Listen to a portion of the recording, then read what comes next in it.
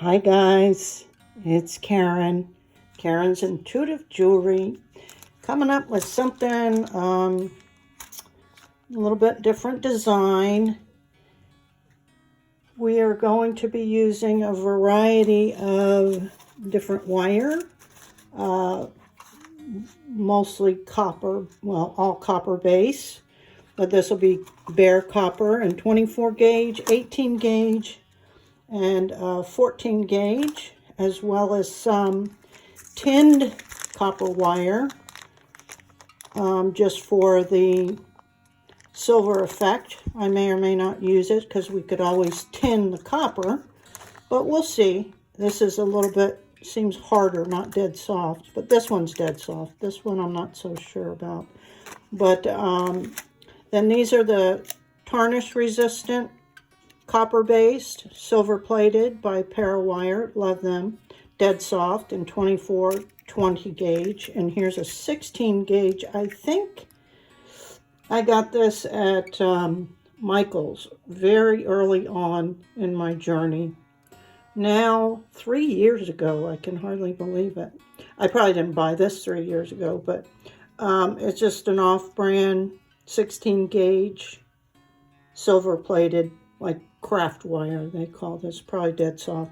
And then a variety of different stones I've selected, pre-selected. We'll see if I end up using them. Most of them are quartz, some dyed quartz, a rainbow quartz, a green dyed quartz. This is a titanium plated quartz point. Here's some chunky points. And then we have some moonstone. Of course, I couldn't leave them out. These are also quartz, but with some tourmaline in their points or spikes, I think they're called.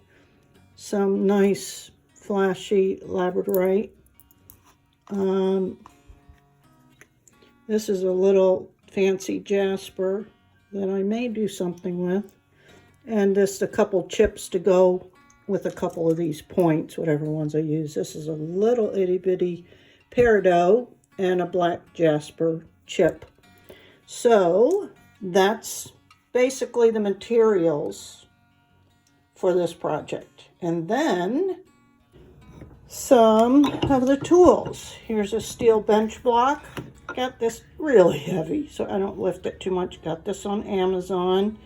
It's steel, and it has a little pad on it I like. Keeps it from moving around and deadens some of the sound. Some regular hammers. Here's a regular old hammer. Here's a ball peen craft hammer, kind of domed slightly. And then the ball peen. This is a little texturing hammer that I got on Amazon. You can change these heads out, the texture heads, for different effects. It was like, I don't know, 15 bucks. Pretty cool. Not a whole lot of variety, but some. So I'd say definitely worth it. These things add up, as you know.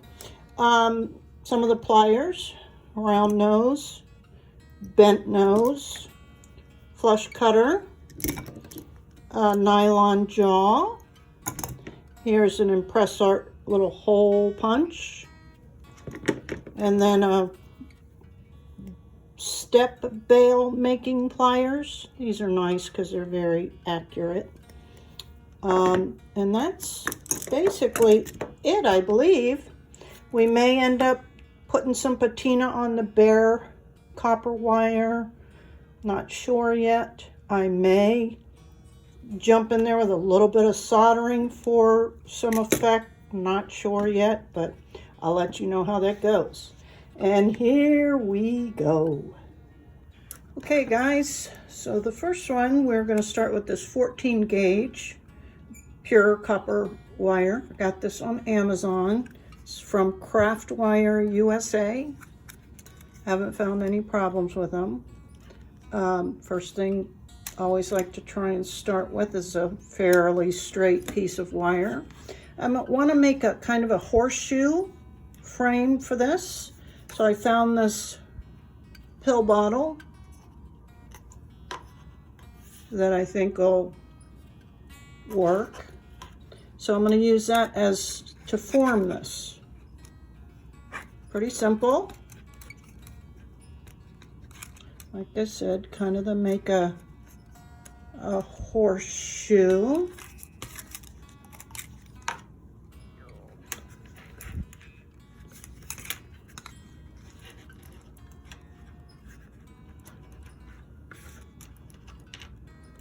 I think that'll be just fine. I'll cut off more than I usually need. Better be safe than sorry. Flush cutters. I'm not going to texture this.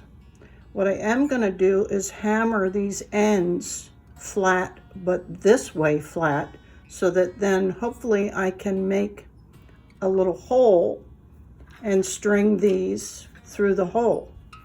And kind of, that'd be kind of it. And then of course just put some kind of, probably a jump ring or something on there. So let me get my bench block out. So I have to open this up a little bit and I'll hammer from the inside. I really just want the tip of it flattened. Not normally you'd flatten something this way, but I want it this orientation. And when you flatten this way, you kind of pound and drag to get like a paddle effect. And I hope that that will be big enough. Let's see what this side looks like, to make a hole. I'm not sure if it will. But if nothing else, we can probably wrap around it and keep it from sliding off. We'll have to see. As you know, a lot of these are experiments that I've never tried before. Maybe make that one a little bit, that one's a little bit wider than this one. So I'm going to give this another couple of whacks. And watch your fingers. Go. So let's get the ImpressArt hole punch out and see what kind of hole we can get in there without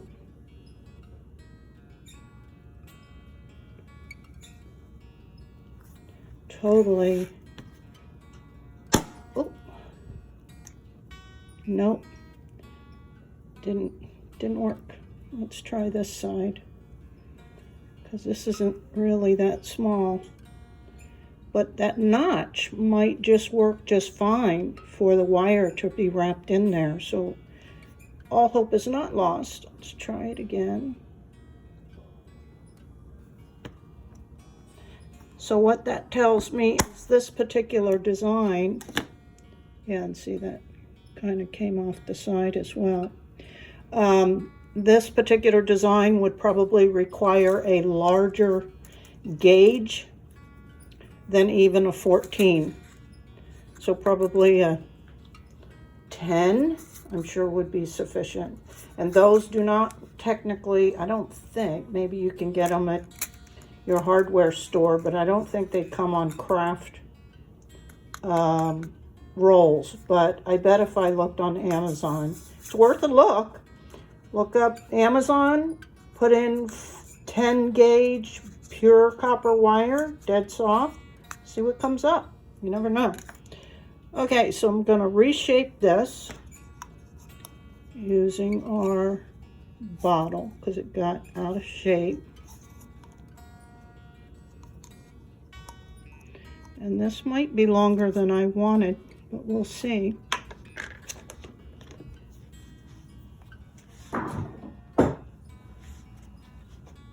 So yes, as you can see, it's really too long, the frame. So I'm going to cut some more off after I kind of eyeball it. I would think it'd be better more like no more than that. So I'm going to cut this down again.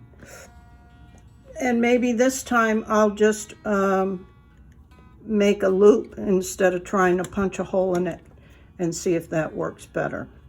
Okay, so I take off about an inch, really, just under, whoops, just under an inch.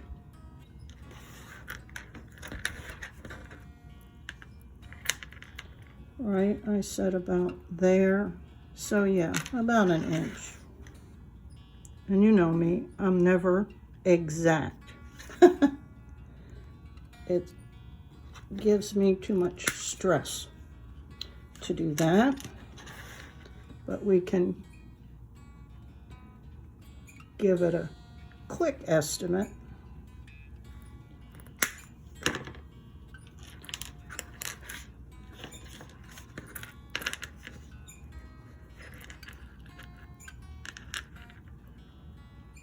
Yeah, that'll be better. But I think I want to make this smaller. So I'm going to go grab a smaller mandrel. I think my ring mandrel will be too small. So I'm going to just look for a smaller diameter bottle.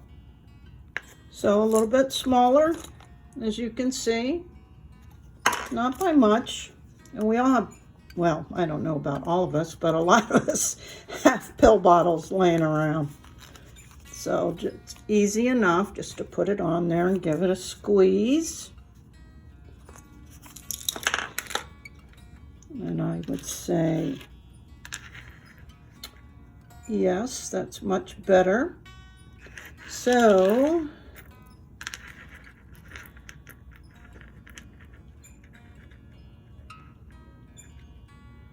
and this is a simple design, but very effective. Let's see, what do I want to do? Do I want to hammer that again? I'm going to do that off camera. And so instead of trying to punch another hole in it, I decided to just put a little notch on either side of the little hammered paddle so that the wire will kind of settle into that groove. I don't know if you can see that. And this is a diamond tip files that you can get like at Harbor Freight. Comes with like 10 or 12 different shaped little diamond tip files that last forever, and they're, I don't know, under $15. So yeah, this is easy enough to accomplish. Just apply a little bit of pressure and a sawing effect just to make a little groove. Don't know if you can see that.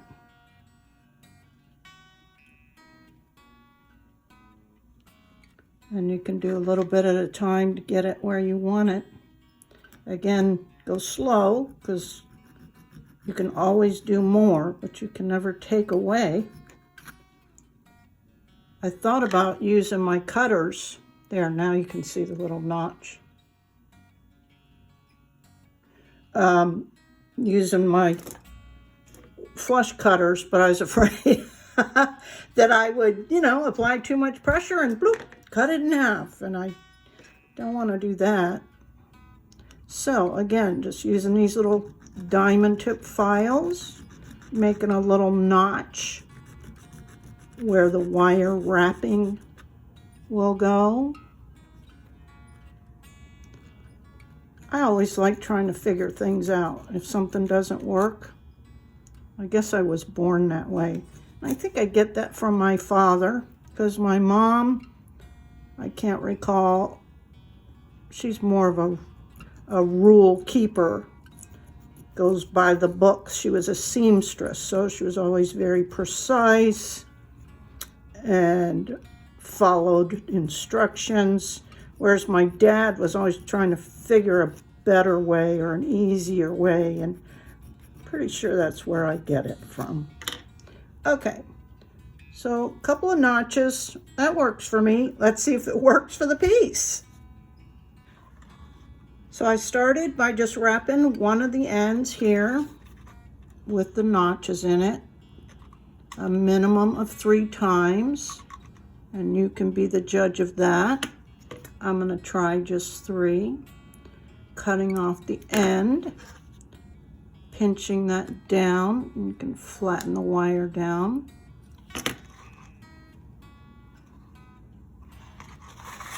And then I'll cut off more than I need at the other end. And I'm using 24 gauge. Got this at the hardware store. It's cheap, like $6 or something for, geez, how much?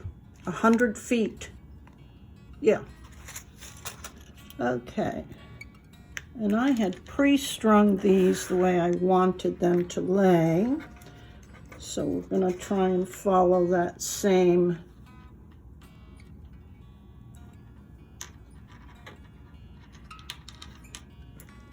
pattern. So that's one less thing I have to think about while I'm trying to film. Let me back out a little bit.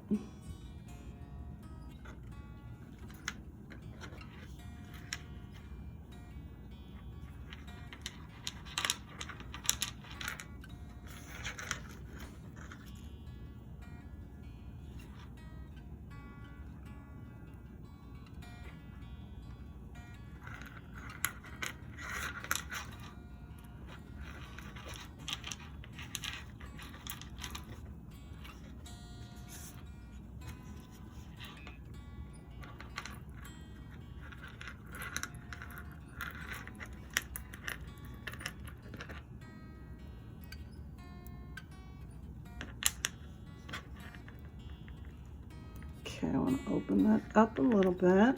Let's see how that's going to lay.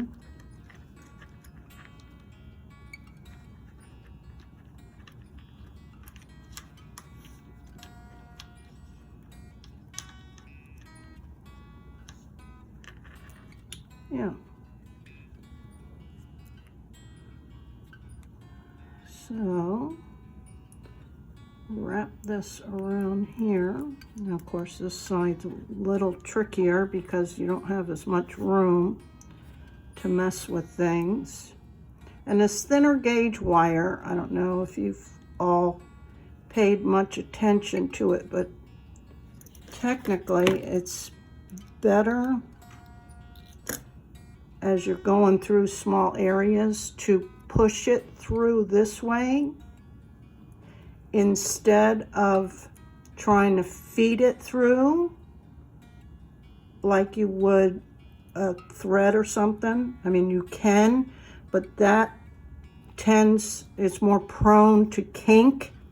There are certainly times that you have no other choice, but it's the preferred method. And then, of course, we want to squish things together. See, this side looks much neater than this side.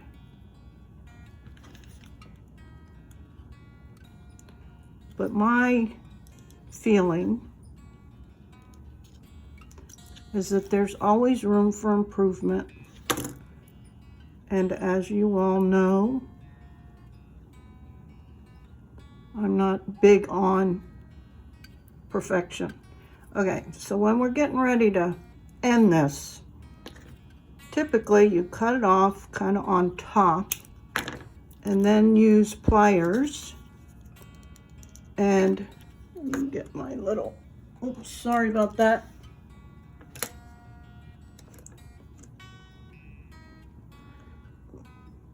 Let's see if I can zoom in a little. It's kind of a pinch and roll. So pinch it and roll so that that end ends up on the inside of the base wire.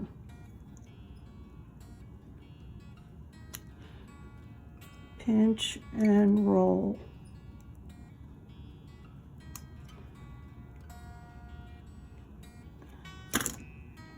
Did it go? Yeah, it sits on the inside. So that's basically it.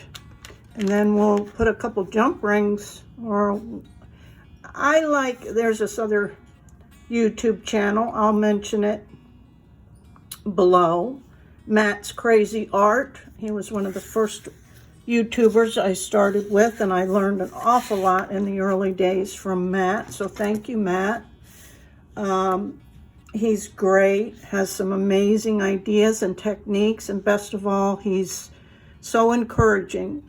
But he always likes to use 3 jump rings, and he always said that it just looks a little bit more polished. So here's my copper jump rings, and we'll pick out probably this bigger size. I'm getting a little bit low on those, but I'm gonna put these on off camera so you guys can be spared the excitement of my tremors. So I'll be back. And here's the final piece with just a plain black cord on it and 3 jump rings. And it's real organic, but I dig it, with some tourmalated quartz points. Cool and easy. Anybody can do that. What do you think, guys? Simple project. Okay, on to the next one. Thanks.